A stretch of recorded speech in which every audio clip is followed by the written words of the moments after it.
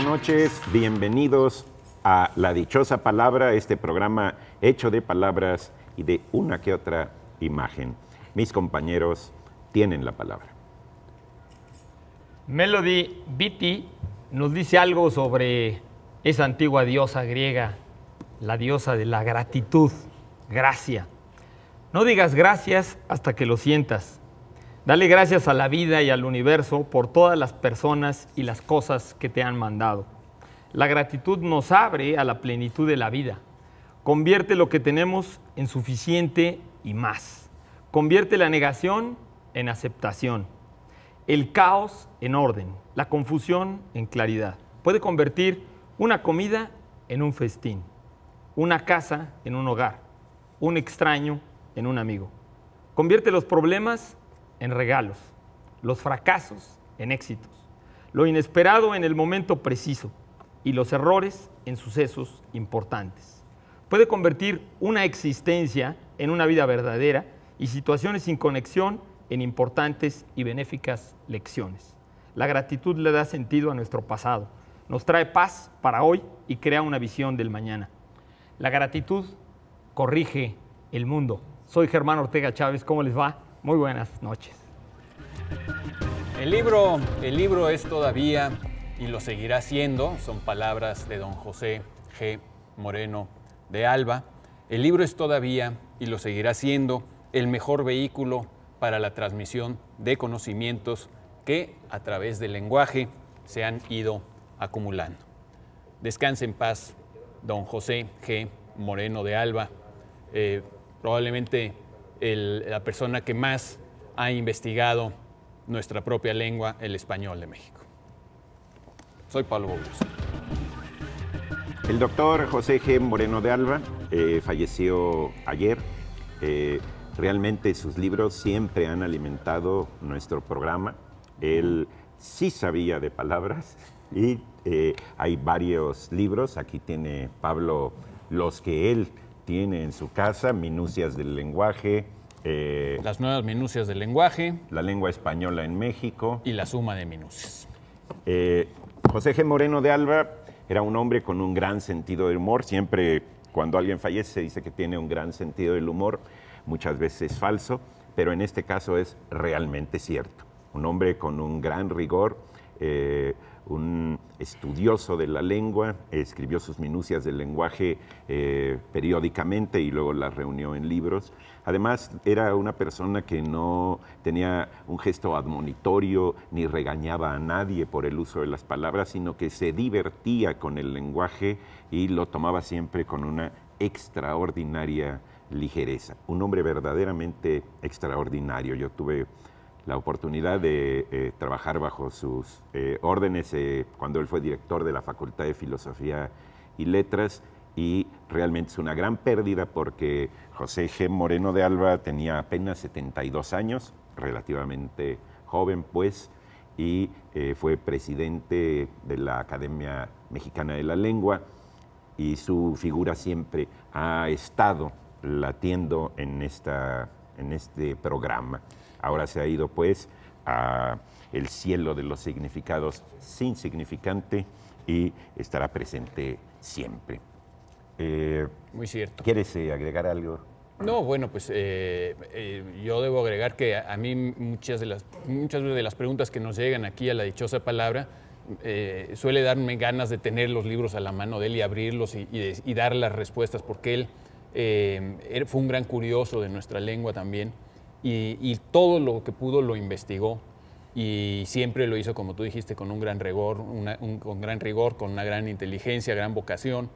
Y vaya, pues era verdaderamente un gran sabio y deja un enorme hueco por eso, ¿no? Uh-huh. Si filólogo es amante de la lengua, claro. La razón, Moreno de Alba no solo era amante de la lengua, sino también esposo de ella. Exacto. Estaba casadísimo. A mí me decía, maestro Casal, porque así me decía, siga usted haciendo definiciones. Entonces yo inventaba mis definiciones. Alguna que le gustaba mucho era la definición de reptángulo. Reptángulo es objeto geométrico que se arrastra por el piso. Y eso, bueno, le regocijaba mucho. Realmente sabía estar muy a gusto con el lenguaje.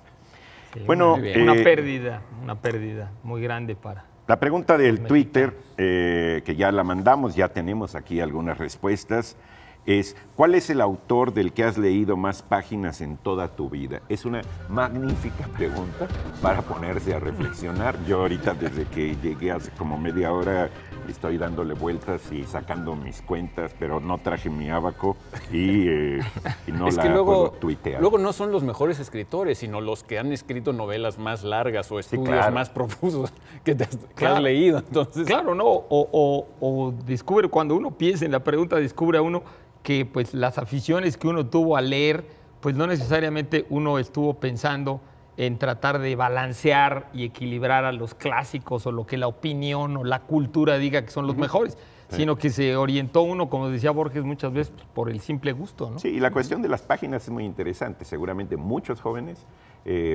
van a poner a la Rowling. Rowling, porque claro. los Claro, textos de Harry evidentemente. Potter son unas novelonas. De claro, y 800 además si páginas. leyeron todos ya se juntan Sí, mucho. O pondrán a Larson si leyeron su trilogía, que es pues ya bastantito los 3 tomos, ¿no? Sí, o no. La guerra y la paz de Tolstoy, no Sí, sé. o a lo mejor te gustaba algún autor como Juan Rulfo, pero también leíste Los bandidos de Río Frío, entonces pues ya Los evidentemente sí le leíste tienes más que de los aventar. Exacto. Bueno, estamos aquí en vivo alimentándonos pues por sus interrogantes. Hoy es Noche de Hombres. Van a notar un poco más fea esta mesa, ¿sí? Porque no está Laura García.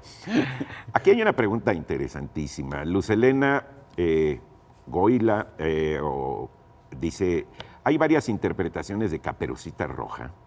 Es buenísimo. De Caperucita. Pues, que Dickens decía que era uno de las obras que más adoraba y que decía que le hubiera gustado casarse con Caperucita Roja. Eso es. Con Caperucita Roja. Ahora, mucha gente, Caperucita Roja es de las obras que mucha gente no ha leído, pero conoce. Claro. Sí. Sí, es que no es necesario leerla, porque te la han contado. O la has visto en representaciones, o está Algunas de sus flotando versiones. en nuestra cultura, está flotando. Entonces, no necesariamente has leído los textos originales de quienes lo han puesto por escrito. ¿De quién es original? Bueno, en realidad yo quién creo que es sabe, una no es tradición anónimo. oral que se pierde, Sí, pero sí, el sí. primero que lo puso por escrito fue Perrault, Charles Perrault, que a fines del siglo XVII publicó sus famosísimos cuentos de Mamá la Oca, y allí incluyó su versión o la versión que él decidió contar de la Caperucita Roja.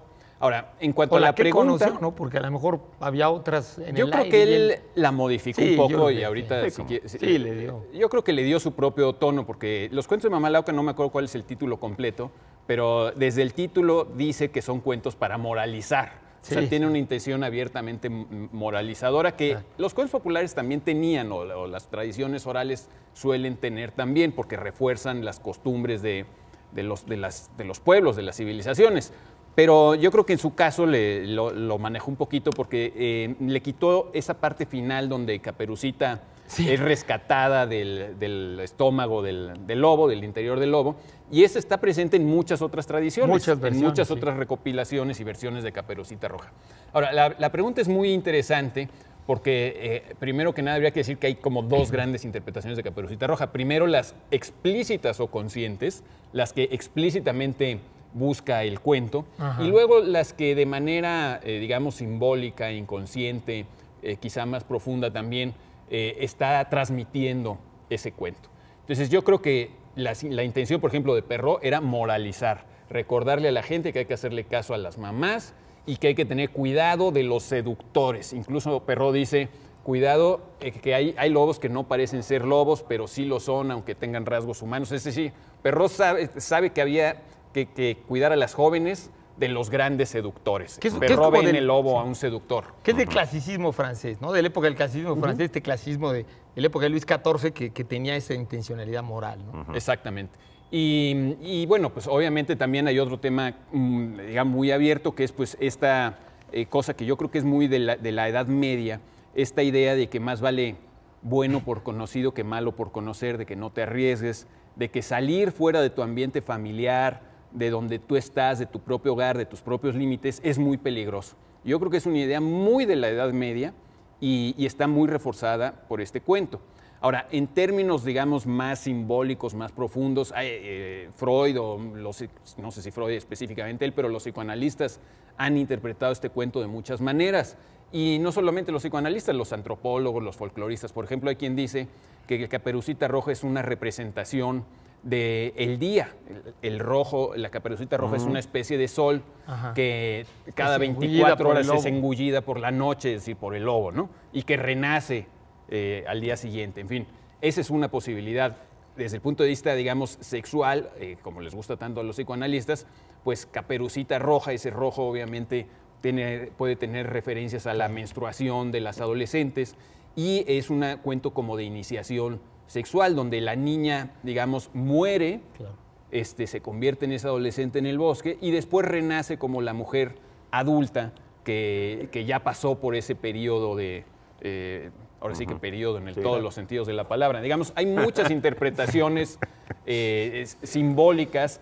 Y recuerden, cuando son interpretaciones simbólicas, pues se pueden decir muchas cosas, a veces contradictorias. La riqueza, la fuerza del símbolo tiene también esa limitación. Son muchos de los grandes cuentos, ¿no? Los grandes cuentos tienen esa, como decía Dante en La Monarquía, esa serie de niveles de interpretación y que todos son ricos, ¿no? Todos son, y que los cuentos modernos muchas veces, o las historias modernas, carecen. Muchas de las que tristemente ven los niños en la televisión son increíblemente pobres respecto a la riqueza de ese cuento, por ejemplo, o de otros. Hay un clásico que es Psicoanálisis de los cuentos de hadas, de Bruno Bettelheim, ¿no? Tiene. Ahí la interpretación de Bettelheim es un libro verdaderamente fantástico para leerlo como lectura obligatoria, sí. porque lo que plantea es que la crueldad que aparece y las situaciones que aparecen a veces muy no sé, terribles en los cuentos, sirven para precisamente sufrir los miedos y superarlos. En el caso de Caperucita, hace una interpretación psicoanalítica interesantísima, ¿no? Porque, bueno, a Caperucita el lobo se la come, ¿no? Después de haberse comido a la abuelita, y luego el cazador, que representa una figura contraria a lo masculino malo del lobo, es lo masculino bueno, y esta sale como en una especie de cesárea, ¿sí? Que le hacen que al es muy lobo. importante. Y luego, además, Caperucita es la que se le ocurre que hay que llenar de piedras al lobo, porque el lobo no se muere con la cesárea. Llenar de piedras al lobo, y entonces ahí es cuando el lobo lo vuelven se a muere. cerrar, y el lobo se para y ya... Que comenta Bettelheim, muy interesante, que para que el niño no se asuste de que la cesárea tiene una asociación con la muerte, ¿no? O sea, que puede salir. Vamos a hacer algunas más de Caperucita, porque a mí se me hace interesantísimo. Sí, fíjate que ahorita algo que dijo Pablo, se me ocurrió. Ahora, una moraleja que a mí me gusta es: no vayan nunca a llevarle nada a su abuelita. Cada quien hace sus moralejas, ¿no? La dichosa palabra de esta noche, o la dichosa acepción, de la cual ustedes tienen que buscar la palabra, y los primeros que lo hagan y se comuniquen con este programa se llevarán unos libros buenísimos, es conjunto de síntomas característicos de un trastorno físico o mental. Conjunto de síntomas característicos de un trastorno físico o mental. Tenemos, Pablo, un libro que es...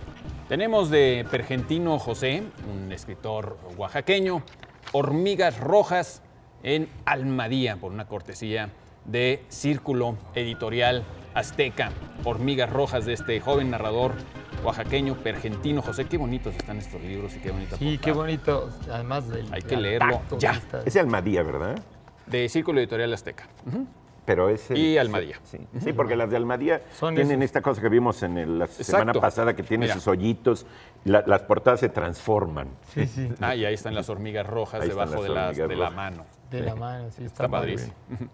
Y bueno, tienen para ustedes de Alfonso Reyes su anecdotario con un prólogo de Alicia Reyes en Lectorum.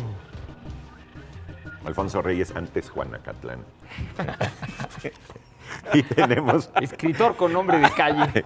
Antes Juanacatlán. No, es que, por ejemplo, cuando dices Valladolid o Morelia, oye, entonces, ¿no? ¿Cuáles son los antecedentes de Alfonso Reyes? Juanacatlán. Pues, sí. Borges en la conformación de la antología de la literatura fantástica, una investigación muy interesante sobre esta antología de Daniel Zavala Medina. Es una gran antología. Edición de Miguel Ángel Porrúa. Y aquí cuenta cómo se hizo. Claro, cómo le hizo Borges con Bioy Casares y Silvina Ocampo, ¿no? Y dice nuestro productor que nos vamos a un corte que no va a ser como el del lobo, sino menos doloroso. Volveremos.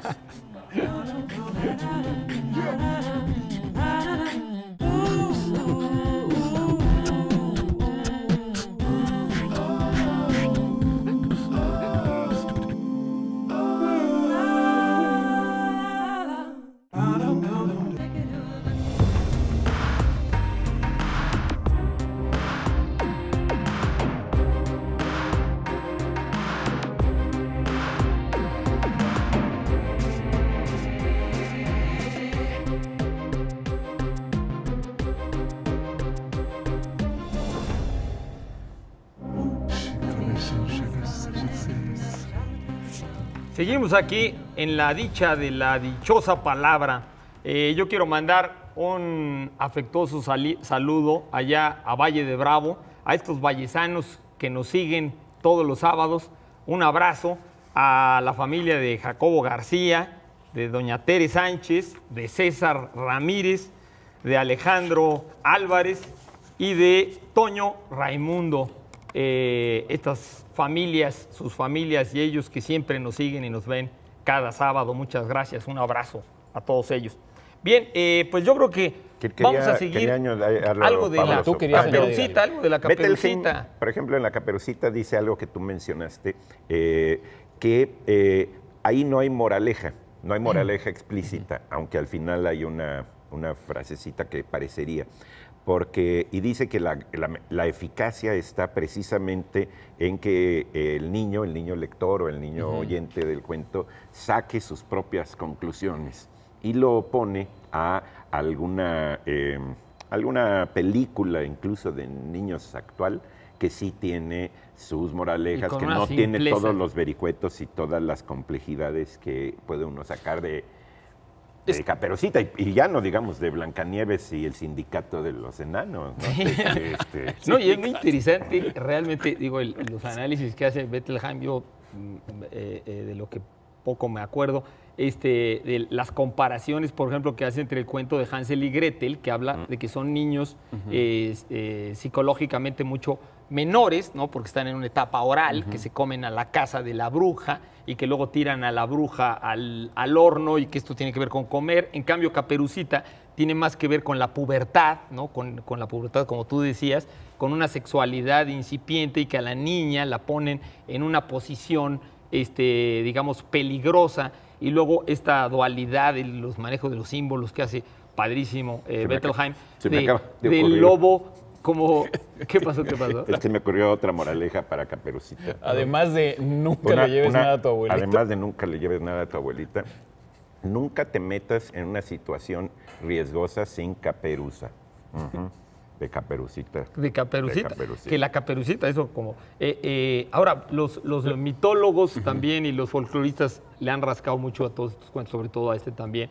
Y hablaban, por ejemplo, yo recuerdo en otro texto que se habla del simbolismo de que está presente, digamos, la mamá, porque fue la que llevó, entonces, que es la niña, o sea, el aspecto de la antigua triple diosa neolítica, antiquísima, de la joven, la madre y la anciana, ¿no? Como estos tres aspectos. Y lo que también dice Bettelheim, ¿no? El papá, que es el padre bueno que es el cazador, y el padre malo, amenazante de la sexualidad también de la niña, que es el lobo. Y ahorita lo que tú decías de la noche, ¿no? Esta expresión tan mexicana que decimos que la noche parece una boca de lobo, ¿no? Decimos, es de noche, dicen, no, estaba la noche como boca de lobo, ¿no? O sea, esta como si ya hubiéramos sufrido la experiencia de Caperucita. Exactamente. ¿No? Ahora, yo creo que también con las versiones de los cuentos populares pasa que sí se van dulcificando porque las costumbres de las sociedades también se han ido dulcificando. Claro. El nivel de permisividad de violencia en la Edad Media era altísimo comparado con lo que es hoy. Entonces tú ves, por ejemplo, las más antiguas versiones de La Cenicienta y cuando les tratan de meter el zapato a las hermanastras y a las otras mujeres, les sangra el pie, se les gangrena, luego llegan los pájaros y les arrancan los ojos a las hermanastras. No. Son de un nivel de crueldad, de verdad, muy brutal. Entonces, yo tampoco podría decir que lo que conviene es respetar las antiguas versiones. Yo creo que cada sociedad reinventa estos cuentos y los vuelve a contar un poco a su manera con sus propias Y condiciones. el chiste es tener las distintas versiones si alguien se interesa ya para eso. Sí, pero yo a mis niños no les contaría esas cosas Que tremendas. son las dos de los hermanos las Grimm. versiones. Sí, las sí, dos de los son hermanos Grimm son las fuertísimas. dos de Caperucita, que incluso ellos dan dos, exactamente, sus cuentos. Bueno, Es que eran 2 hermanos, pues por eso andan 2 versiones. Cada uno su versión. a ver, nuestra dichosa palabra del día de hoy. Bueno, recuerden ustedes que la pregunta es para Twitter, @ladichosa22 y en Facebook La Dichosa Palabra. La pregunta es, ¿cuál es el autor del que has leído más páginas en toda tu vida? ¿No? Esa es la pregunta de hoy. Pero nuestra dichosa palabra. Conjunto de síntomas característicos de un trastorno físico o mental. Para los que respondan. ¿Tenemos ya los libros? Sí, ¿verdad? Para los que respondan. Sí, los libros. Sí. Pablo. Tenemos, entre otros, este libro de Alberto Chimal, La Torre y el Jardín, cortesía Editorial Océano y de Hotel de Letras Alberto Chimales, comparado por un diario de circulación nacional como el Henry James de su generación. La Torre y el Jardín, por cortesía de Océano. Y tenemos también, llévelo para que no lo pague, colección Biografía de un animal incomprendido. Es una colección de la frontera sur sobre sopilotes, tiburones, murciélagos, lombrices y arañas, viendo sus lados positivos. Son obsequios que nos hizo la Conavio, ¿lo mencionamos? ¿Este es de la Conavio? Bueno, pero nos lo hizo llegar la Conavio, ¿cierto o falso? No, entonces Bueno, yo este estoy no es de totalmente Conavio. equivocado y le mando saludos a la frontera sur, Ecosur. Ecosur. Ecosur. Y bueno, de Héctor Aguilar Camín, La conspiración de la fortuna, la versión definitiva en ediciones Cal y Arena. Inspiración de la fortuna. La conspiración de la fortuna. Y bueno, vamos con esta palabrita. Nos preguntan, Elisa Sofía, que si es correcto usar "te lo prometo" para algo que ya sucedió. Sí, Ya es pasó. muy frecuente. A mí en lo personal me disuena, me suena muy raro. Cuando alguien dice, te prometo que sí hice eso, ¿sí? Porque para mí promesa siempre era prospectivo, siempre era hacia adelante, ¿no? Te juro que voy a cumplir con la Constitución, ¿sí? Te juro que tal cosa. Te Es decir, prometo jurar para... te prometo que tal cosa, algo prospectivo. Es ¿no? que es como la palabra problema. Pro viene de hacia adelante. De problema es eso que lanzas hacia adelante. Pro es hacia adelante. Entonces, a referirlo al pasado es rarísimo, ¿no? Claro. Te prometo que hice esto, pues está muy Y raro, además ¿no? la segunda Pero parte... sí se usa y es Ahora es se usa muy mucho. gracioso. Y yo una vez, como me molesta el te prometo hacia atrás, una vez lo busqué y la segunda acepción de la Real Academia sí dice asegurar la certeza de lo que se dice. Es decir, te prometo que sí lo hice, ¿sí?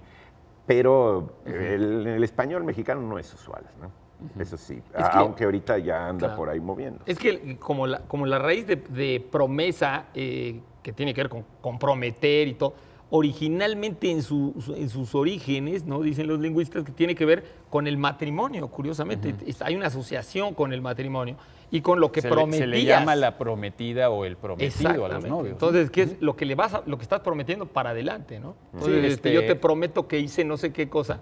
Pues Sí, es que la palabra matrimonio está en la segunda parte de la... De promesa. De promesa. Es como en inglés que se dice mate, o sea, esa promesa, la prometida o el prometido son esos que en el futuro se casarán contigo, ¿no? Contigo, sí. Bueno, muy pues bien. ahí es una. Tenemos que ir a otro corte. Qué rápido, y ahora regresamos con ustedes. Gracias. Rápidos corte. Sí, nos- Parecemos matrimonio. Están muy...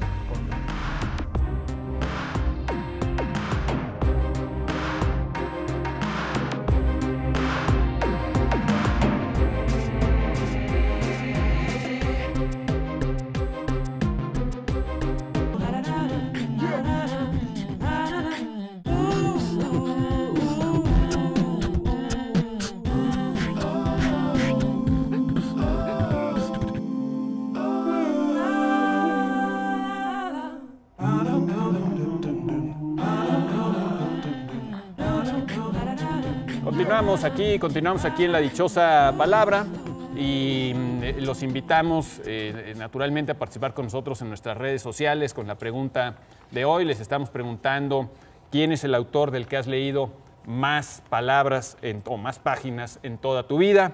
Y saludamos también a todas las personas que nos ven en la señal internacional y a los que nos ven por internet a través de enlinea.canal22.org.mx. Bueno, Eduardo Casar, vas a invitar... Sí, quería invitarlos a una mesa redonda sobre este gran escritor, básicamente dramaturgo, Víctor Hugo Rascón Banda, pero ahora en su faceta de narrador. Va a ser el martes, que entra, el martes 6 de agosto, a las 19 horas en Bellas Artes. Estará Braulio Peralta, Eduardo Casar, Leonor Azcárate y Felipe Garrido. No es lo mismo Leonor Azcárate que Leonor Azcárate, ¿verdad? Sí, a ver si se lo dices durante la mesa. No, bueno, son juegos, pues, ¿no? Bueno. Un gran elenco, la verdad. Un gran elenco. Y va a leer a Alberto Estrella, Víctor Carpinteiro y Luisa Huertas. Pues muy buenos actores también, todos ellos. Bueno, vamos a continuar con las preguntas que ustedes nos hacen favor de enviarnos aquí a La Dichosa Palabra, como esta de Almadelia Valdés, que nos pide que mencionemos cuál es la diferencia entre valladera, almea y odalisca. Yo les pido que no solamente mencionen la diferencia, sino que nos digan qué cosa es una valladera, por favor. Y una almea. Una almea. Bueno... Porque odalisca sí, pero... Sí, odalisca. Ahorita que lo mencionas, bueno, la palabra, por supuesto, odalisca, inmediatamente en nuestro imaginario pictórico nos recuerda a todos los pintores orientalistas, ¿no? Fundamentalmente los extraordinarios cuadros de Delacroix, de Ingres, de Jean-Léon Gérôme y de todos estos pintores orientalistas que fueron al norte de África y verdaderamente se fascinaron de los harems, ¿no? Y de las mujeres orientales. A mí no me recuerda a Delacroix, me recuerda a Shakira. Para que veas que cada quien tiene sus niveles. Sus niveles y sus referencias. Bueno, yo creo que incluso esos videos de Shakira pues, hacen referencia a ese arquetipo del imaginario europeo, ¿no? Ahora, las palabras almea y valladera nos llegan a través de algo un poco más literario, que son los escritores franceses, ¿no? Las dos palabras nos vienen del francés, almea y valladera, y pues yo creo que tiene que ver también... ¿Valladera de qué? Valladera viene curiosamente del portugués, cuando los portugueses llegaron a la India, que allá hay esta confusión de que el oriente es todo, ¿no? No importa, son musulmanes, hindúes, etc. Sí, la palabra valladera viene de que los portugueses llegaron a Goa y vieron a las devadasis, a las bailarinas de los templos hinduistas, y que están reflejadas en la escultura hindú, fabulosamente hermosas, lujuriosas, eróticas, y a estas devadasis los portugueses les llamaron bailaderas, ¿no? De baile, o sea, realmente vienen las bailaderas, ¿no? O sea, te traes una bailadera en la discoteca y entonces viene de ahí de las bailaderas, y los franceses pues lo copiaron del bayader y la convirtieron en una palabra que nos llegó, y las tres palabras están en el diccionario de la Real Academia. Claro. Y ahora, almea, los franceses empezaron a distinguir bayadera y empezaron a llamarle a valladera lo que los musulmanes realmente, porque es un término que viene de la India, pero de la India y portugués, pero le llaman a las musulmanas, que los musulmanes usan realmente ese término de algo así como quilla o cadilla, una cosa así, y que eran las concubinas, o sea, propiamente las esclavas cantoras de los harems. Y entonces los franceses, como Flaubert en su viaje a Egipto, le llama bayaderas a estas mujeres que eran esclavas del harem y que bailaban, eran las especialistas en bailar, porque había concubinas que no bailaban en el harem, ¿no? Concubinas pasivas y concubinas activas. Más activas. Y las almeas en cambio, sí es una palabra mucho más adecuada, porque sí viene del Islam, y las almeas Estas sí son las bailarinas profesionales que realmente no son esclavas, o sea, no son mujeres libres que pertenecen... Del belly dancing. Es que exactamente, son una combinación como de las call girls, ¿no? De las call girls, que le llamas, que es una especie de prostituta muy fina, que no está en la calle, que no está en un burdel, sino que pertenece realmente a un grupo de cantantes, a un grupo de músicas que sabe tocar música, que es una combinación como de call girl, de geisha y de bailarina tibetana, ¿no? En el Islam. Y estas mujeres, lógicamente, son como cortesanas profesionales, están especializadas en seducir a los hombres, en la psicología masculina, y por supuesto se acuestan con los hombres. Como las geishas un poco. Pero realmente, exactamente como geishas, pero la almea realmente es la palabra para la maestra de estas bailarinas. O sea, si hay matices, las tres son bailarinas. Sí, pero exactamente, las almeas son realmente la maestra de las gasillas, y todas las bailarinas cantantes que bailan así muy seductoramente, esas son las gasillas en el Islam, ¿no? Sí, incluso cuando se hace bullying con las odaliscas se dice gordalisca.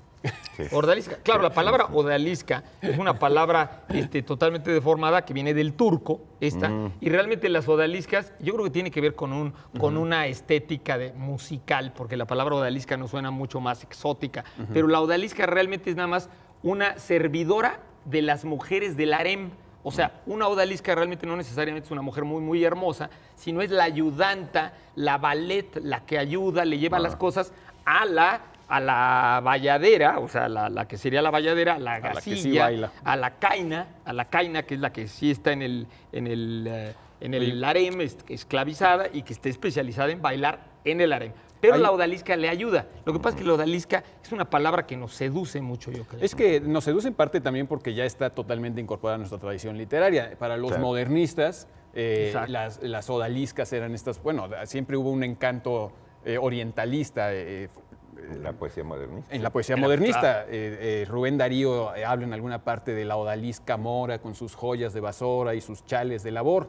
Y ahora recuerdo precisamente un poema de López Velarde que se llama La última odalisca, que es un poema muy notable porque trae, en primer lugar, bueno, recordemos que López Velarde pues ya es como lo ultimito del modernismo, ¿no? En cierto sentido está ya bueno, no está ya de salida, está completamente de salida con López Velarde.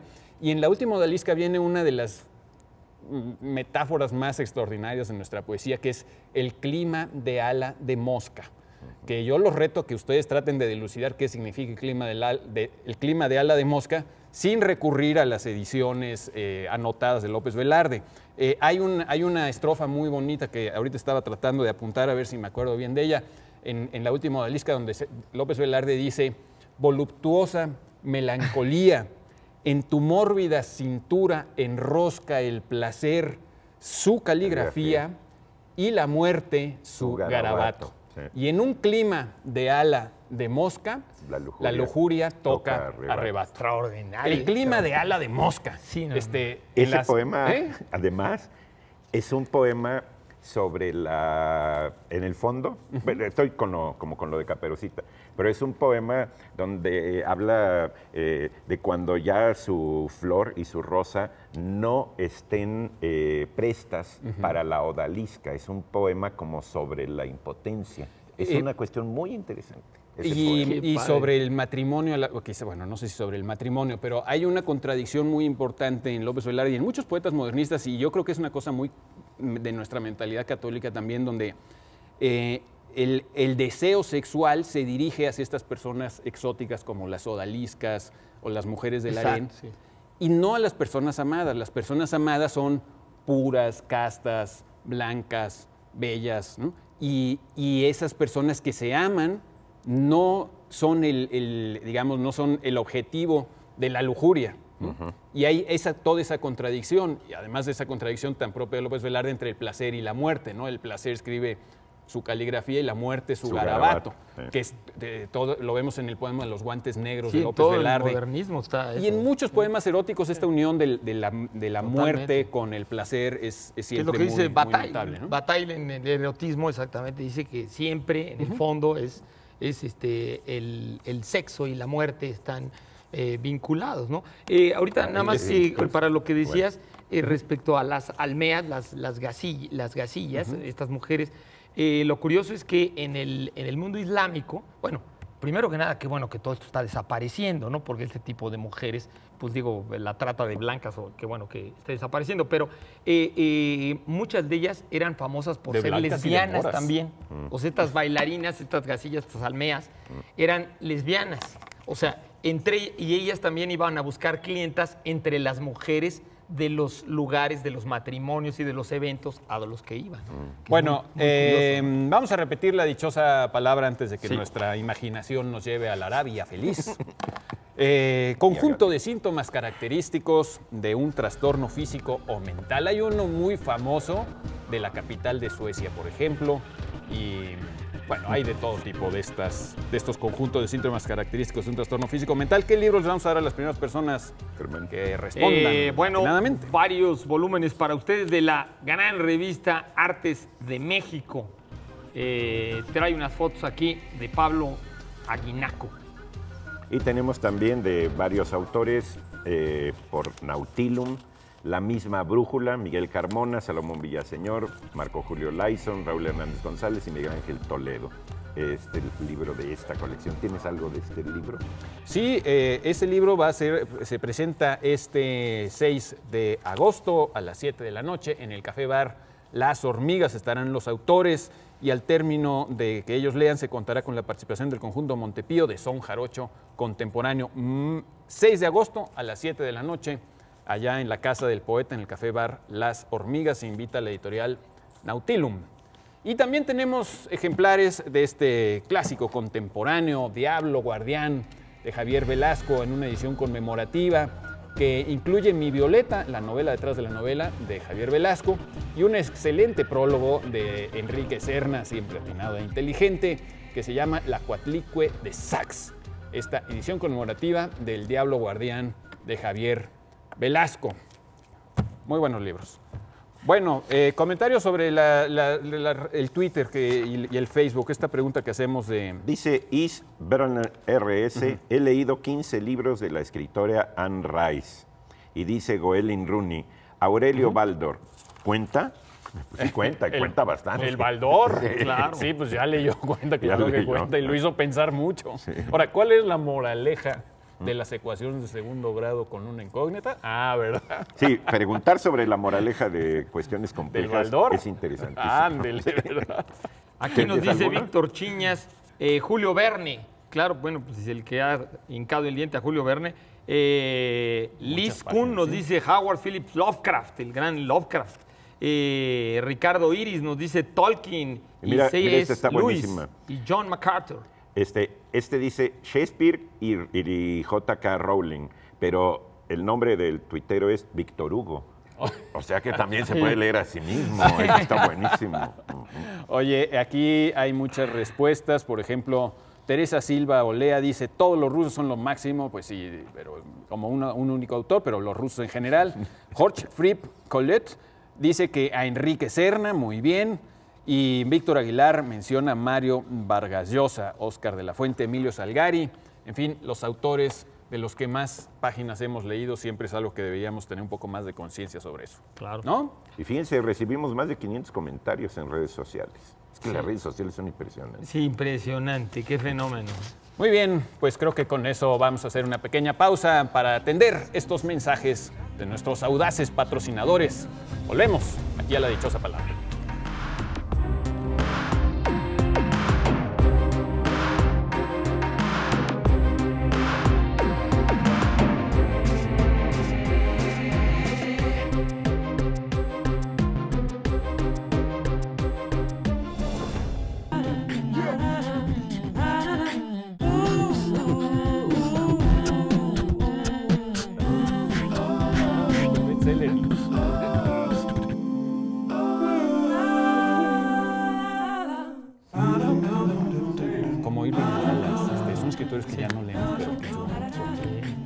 Seguimos aquí en ¡Qué dichosa palabra!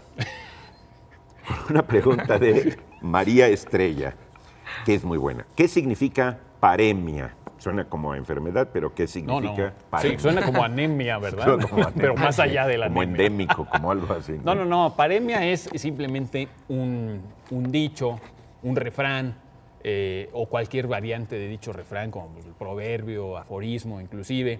Y de hecho, creo que se usa más, no sé si sea cierto o no, pero yo he visto tratados de paremiología, que en realidad son como conjuntos o estudios sobre refranes y dichos populares, ¿no?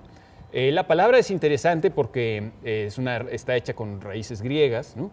Paremia viene de par, que significa al lado, junto, y omía, que significaba probablemente camino, senda, o bien canción. Sí, oímos canciones. canciones. Entonces, digamos que son un poco como las canciones que vienen al lado del camino, los que acompañan a algo. Y un poco cuando piensas en los dichos, pues los dichos siempre vienen a acompañar algo. Digamos, no solamente en el Quijote, Sancho Panza está diciendo todo el tiempo dichos, pero que están acompañando la acción. De una situación, de un contexto. Sino que la gente que es muy dicharachera, pues lo que tiene es que cuando pasa algo, suelte el dicho, pero que acompaña a ese algo. Entonces, esta noción de que...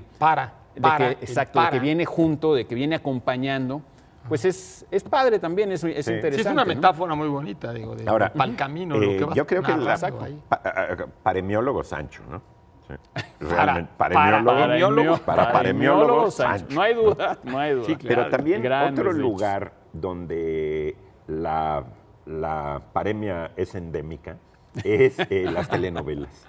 Es impresionante cómo muchas de las discusiones, que por lo general nunca hay discusiones intelectuales, sino solamente discusiones de orden sentimental. Pero ¿cómo? Sí. ¿No han hecho telenovelas basadas en los diálogos de Platón? No, pero nadie comenta en una telenovela, ni siquiera una película. Es el único lugar donde la gente no va al cine. ¿Sí? Sí, En la vida nadie hace real referencias. todos van al cine y dicen, ¿ya viste la de los pitufos? Sí. ¿Y cómo está? Pues muy lenta, etcétera, ¿no? Pero fíjate que sí Pero deberían... en las telenovelas nadie comenta. Pero sí deberían hacerse estudios, digamos, estudios, no quiero decir investigaciones, sino que los que hacen telenovelas deberían construir en sus estudios pequeños cines. Porque es muy frecuente que la gente, cuando empieza a salir con alguien, vamos al cine. Pues sí. van al Y cine. que comenten del cine, saliendo del pero cine. yo lo que iba es que muchas de las discusiones se resuelven con dichos.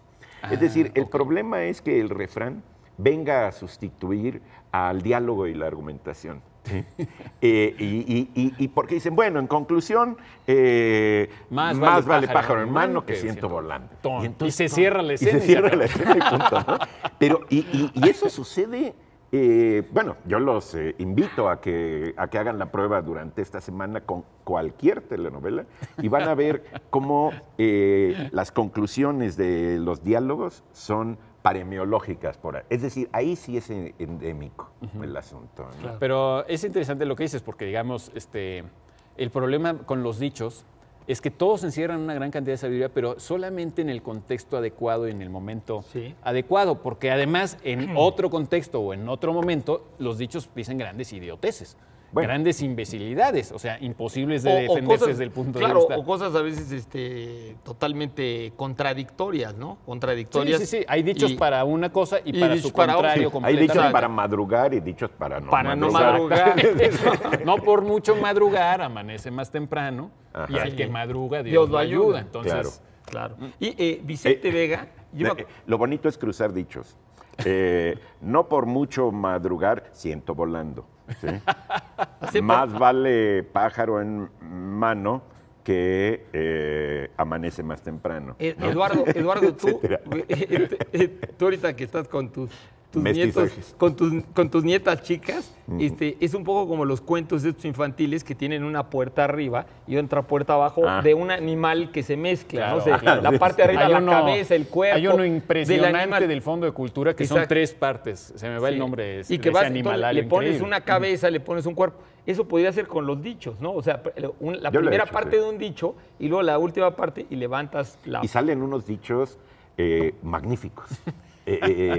Misteriosos, intrigantes, complejos, sugerentes. Sí, no, surrealistas. Yo creo que es como, le hubiera encantado a André Breton hacer eso. Porque el dicho lo que pasa es que roza el lugar común y el lugar común es algo no que rosa, te estabiliza. es en sí mismo, sí, se, no rosa, se constituye, se levanta, se roza de se tanto. yergue como lugar común. Sí, ahora, porque la paremiología pues, estudia no solamente las citas anónimas, ¿no? Los proverbios, adagios y No, a veces los aforismos de sino autores aforismos de conocidos, autores sí. conocidos, ¿no? Que algunas veces, esto es interesante, muchas de esas frases a veces pues también son legendarias, ¿no? Sí. O sea, por ejemplo, la de Galileo y sin embargo se mueve, ¿no? Pues cualquier biógrafo de Galileo te va a decir pues que la mera verdad no sabemos que lo haya dicho, Claro, más bien o sea, medio se imaginaron que porque era además- muy adecuado que lo hubiera dicho. Porque ¿no? además se supone que si lo hubiera dicho, pues lo dijo en voz baja y aquí al ladito. O sea, no lo dijo para que alguien lo registrara. Lo dijo, bueno, ¿qué? Ya me condenó. Y sin embargo, o sea, lo tendría que haber dicho en voz tan Claro. baja que nadie podría haberlo ni Entonces, captado. que ¿no? son cosas que probablemente después los biógrafos dicen, pues hubiera estado muy adecuado que en este momento hubiera Oigan, dicho. bueno, tal eso vamos pasa con muchas otra, veces, ¿no? sí. Brian Angulo Arteaga. Comentar sobre el concepto de Kairos. Kairos con K. Kairos. Bueno, Kairos es un concepto mitológico, filosófico, ¿no? Porque tiene un origen mitológico, aparece en los primeros mitólogos, ¿no? Kairos es una especie de nieto de Cronos, el padre tiempo, pero realmente el tiempo como Cronos es el tiempo todo, total, absoluto, ¿no? El tiempo más bien Completo. cuantitativo, ¿no? El tiempo completo y cuantitativo. O sea, Cronos mide el tiempo y no importa la calidad o la intensidad Sí. del momento, ¿no? En cambio, Kairos es el momento que vale la pena vivirse, el momento intenso, el momento adecuado, ¿no? Filosóficamente incluso hay algunas diferencias entre el manejo que hizo Parménides, los presocráticos, Platón del concepto de Kairos y luego el concepto que hizo Aristóteles. O sea, Aristóteles se acerca más a nosotros en el sentido de que es lo que se hace en el momento justo, ¿no? Que es muy adecuado en Aristóteles Justamente para la hablando de los política. y Pero bueno, es como hasta que para como- la paremiología. La paremiología depende completamente de ese Kairos, de que venga en el momento adecuado. ¿Qué es lo que le Claro, pasa a, si a sueltas Sancho un dicho, Panza? pues- Sancho Exactamente, Panza tiene ese no Kairos. tiene el Kairos. No, a veces. sí lo tiene. O bueno, a veces no tiene el Kairos y a veces sí lo tiene. Sí, su Pero eso es lo impertinencia chistoso. está cuando no entra en el Kairos. Exacto. No. sea, Ese es el Kairos verdadero entiendo- Kairos. El verdadero Kairos auténtico es esa impertinencia de Sancho Panza. Es decirlo Porque en siempre un cae momento. en gracia esa impertinencia. en un Claro, momento- para el efecto Por cómico. eso, claro, para el efecto cómico es cómico. Kairos. Tienes Pero y razón. literario, Claro, ese es el tienes Kairos. razón. Claro, Lo el demás es efecto una cómico. imaginación. Claro. No me A van lo a decir que que voy- el Kairos son los buenos modales burgueses. Pues no, No, el no, Kairos no. es la realidad. El la Kairos, verdad. claro, el Kairos es es lo que decía Aristóteles. Hacer determinadas cosas en política no puede ser ni antes ni Claro, después. claro, claro. Porque O sea, si no, Tienen ese su es el timing. Kairos, es un lo timing. diríamos el timing. ¿no? El Para, timing, ¿no? para simplificar, es como el momento oportuno, Exacto. ¿sí?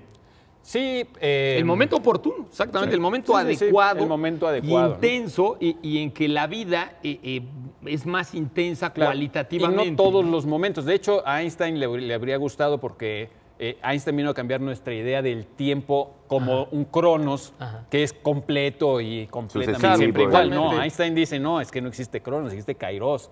Solo existe el tiempo adecuado en función de todo lo que demás que Y viene relativo a determinadas circunstancias. Exactamente. Es el ya. tiempo Incluso él decía, subjetivo, bueno, ¿no? ya lo decía de broma, obviamente, pero él decía, ¿quieres saber qué tan relativo es el tiempo? Pues pásate 10 minutos en el dentista y pásate 10 minutos con una odalisca. Vas a ver cómo el tiempo transcurre de manera distinta. ¿no? Ese es el... Buenísimo ejemplo. Él lo ponía Einstein, bueno, no con esas palabras, no, De la odalisca aludir a la y- odalisca, pero básicamente decía eso. Es decir, el kairos es todo, no es el tiempo, el cronómetro, que además es una ilusión nuestro Y hay que cronómetro. decir que hay una editorial, Kairos, Kairos, claro, Claro, buenísima. sí. Española Sí, sí, sí. de Barcelona, que buenísima. básicamente trata temas de orden un poco metafísico, filosófico, religioso, esotérico incluso. Esotérico, claro, de psicología transpersonal, ¿no? La editorial Kairos sí se ha especializado en ese tipo de...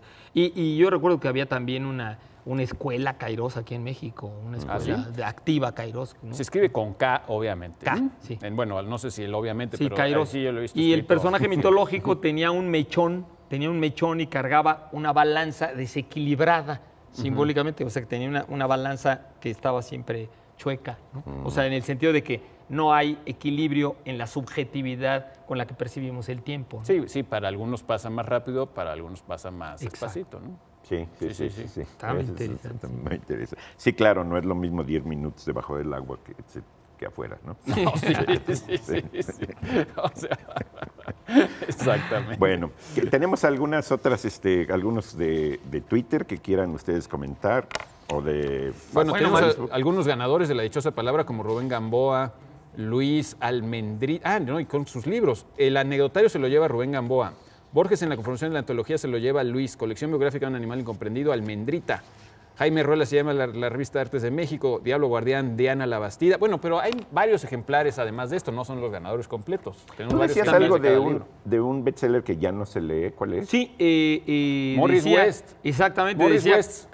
Joaquín Tapia, a lo mejor es pariente de nuestro productor, que ha leído muchísimo, dice, por mucho, a Morris West.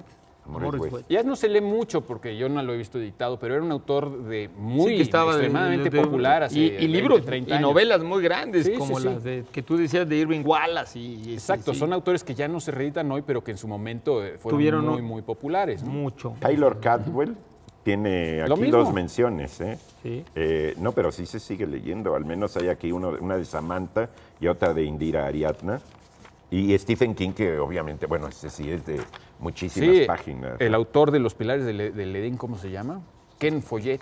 También Sí, muchísimos. sí, hay sí, quien Ken lo Follett, respuesta. sí, Ken Follett. Bueno, Aquí- miren, la Juan José dichosa Arreola. palabra, la dichosa acepción era conjunto de síntomas característicos de un trastorno físico o mental. Y la dichosa palabra, ¿cuál es la dichosa palabra? Síndrome. Síndrome. Síndrome, Síndrome de Estocolmo. que Esa era el es que la decía. dichosa palabra. Síndrome. Y ya, ¿verdad? Porque ¿tú de quién has leído más páginas? Es una buena pregunta y yo pienso que de Tolstoy, porque leí un par de veces La Guerra y la Paz, ¿Ah, sí? pero no sé, la verdad, quién sabe. Yo no, No leí sé, mucho a Julio Verne ni a Salgari. tampoco. O Alejandro En mi Dumas. infancia. Alejandro Dumas, o no sé. Los Tres Mosqueteros es grande sí, es y que- grandota las dos Sí, cosas. son obras grandes. Yo, Pero bueno, los evidentemente Tres a los Mosqueteros, yo rusos. creo que sí, probablemente. Pero sí. lo de que tú qué- dices de los rusos. Yo lo que he leído lo decía alguien, muchísimo es de Anónimo. Teresa Silva. De Anónimo. De Anónimo. Yo creo que He de Anónimo. leído, mira, Las Mil y Una Noches. Son 3 volúmenes Sí, así. sí, en sí. La papel Biblia. Bueno, ya cebolla. nos vamos. mira, aquí Esperamos mencionan a que Ibargüengoitia. nos Muy bien. vean la próxima semana. Recuerden nuestra Mónica repetición el miércoles a las 0:30 horas. Y estamos aquí muy felices de haber estado con ustedes. Germán, Pablo Eduardo. y yo, Eduardo Casar. Y le mandamos su saludo a Laura García, que ahorita anda por ahí viendo el 22 en la señal Sí, internacional. que Kairos los acoja este fin de semana. Así es. Buenas noches. Buenas noches.